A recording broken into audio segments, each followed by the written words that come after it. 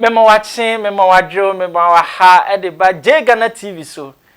kanfo ama se nani de di kan a wo de hwe de a mesro so be like no wa share wa comment no wa ma unua bi so anya bi ahwe esanse we always stand for the truth ai nene memo anya ho ti ase se wo panua ni nuro papa aduane a wudi a wo ho beto aduane a wudi a unya haw ne amane bia wom aduane a wudi a woni paduane benya hoodin amawatima sori anopade akọ adwumade a ene na me kanfo general organic food amount ehonkon ne bia wo kọ a wobenya nuane papa di ama ho atọ ama ho asane fom ehope ne bia me betimi akamfa ma me kan sana me nuani sa se wo penku papa asra ama we dia na hire na obi hu an wo hu se obasima na ebai abrante pa na ebai dia ene na Glit and Glow cosmetic number na egu TV asin obetima afamu bia no afrom na ne mpanifo adi nketa ho na babi biara wo nan bia no ye de bebrew Glit and Glow cosmetic pe ene betima yesa ne ma we nyina ya kan sa ne enye ni sa ye se bema obenya hoodin bema obetima ye adwuma oba obetimi akọ aba oba obetimi sipi asitade a na uhia abibiduro na bibiduro ba kope me kanfo ade amawo eye tenate heba honkwa na wokọ a se wo ye bema no mema yo akọfom a me kanfo tenate heba amawo se wonya bi na ono mo a obesipi asipta na ani bibi aye na ne ye ho na ye kọ ne ye ba ya ka bi a me de baba besom e ma remfi se me di a me de som mo an Edmono Pokusechi Fokenberg yamna sisia me wa London baby am wo ye Walthamstow wo hie nkun yi bi se wo Manchester wo Birmingham wo Northampton wo Southampton Milton Keynes outside London baby wo contact me mami wusu ana se Helena baby a wo bia so far as wo betua wo postage ye be postu e di abrel se wo ye kokko se wo ye tuntum wo ye ho ne ho kala bia wo ye wo bi ho ye fita be enku bia wo pe bia wo benya bi ana obi wo ho a wasra I had enku no odin no na ma ne kala no ni body na ye basa hydroquine no asai kala no na se wunya Glit and Glow na wo start beginning no wo be hu se repair wo kala no ubeye kama ubeye kama say de mijina hoy small girl hey enku no baby anya fe na wo betete samna asra wo ho obi ho na nso oben ye wo na nso oben cream ye wo can I say stretch marks bibia anomu ye wo whitening wo se wo a wo ye kokko wo ye fita wo pese wo ye fita bibia wopa wo hwi o ringe Santiago kra anase na brown wo Ghana enku bia wo pe bia wo benya bi na me de me ka landing for contact me a bibia wo bia me de bebrel me wo fie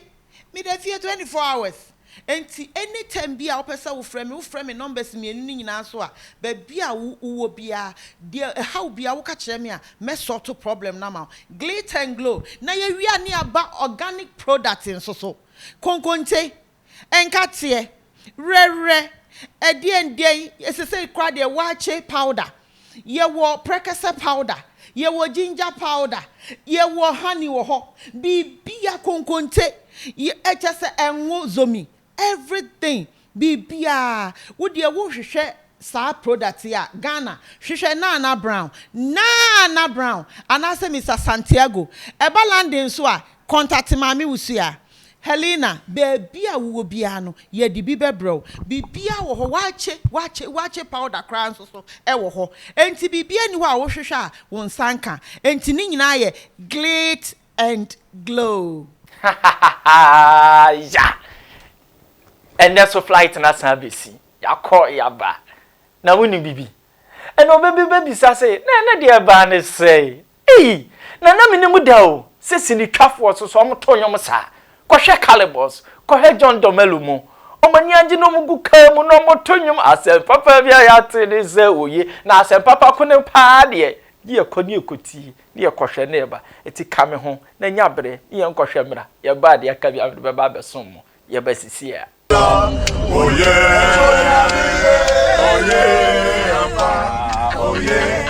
yeah, oh yeah, oh yeah, oh yeah. Make grass sorry, that's what you say, oh yeah, oh yeah, oh yeah, I'm back, oh yeah, oh yeah, oh yeah, oh yeah, oh yeah. Make grass sorry, that's what you say, oh yeah, oh yeah, John Yami, oh yeah, I'm back, oh yeah, oh yeah, oh yeah. Oh, yo! Pepe nia asema bro si wo yo. Hey, so wo we dey we ni zoo. Hey, fili. Mini ewu ni ejata ni nipani. Hey! See the trap one that tonyo sa e ma referee say we always stand for the truth. So openu ni no papa no. So opeduani a obedi ahobeto. Obra you Tom Brown kukunte ene de keka aka ho a be kanfo ba bi bako pe ama general organic food e hon kwa na akwa obenya nuane papa adi enuane a wudi a wobesipi asita saa so na ope nku papa sra ama wo ho atoso na wo de na ye hyerehyere na se afia na yayi wa free machine mu apie dia eye glitter and glow cosmetic e hon kwa na metima kanfa ma e san se ho ne bia wo kwa obenya nku papa sra ama opimpo so akọ ne wanimu ada ho ne wo nenso obanyina afiri so saa so ne se ope enuru papa nom ama wanya hoodin be ma wo do banada ope aduranom ama o mema yo no asan simu foforo ne oba wo so wuntimenwo ne opa wo awode a be kanfo tenated herb amount ne momema remfi se bidi am de so wan edmodo poku sechi fokin be se ne da edi kan ya wo hwen a me kanfo ama se obe share obe subscribe o like it o comment it share na wunua bi nya bi no no so nhwe esat we always stand for the truth aseda kase enko ema my son a wo chinchin fidie yi maame me cameraman ba kope ono anesa produce me medamase makram dasene yebehia surprise.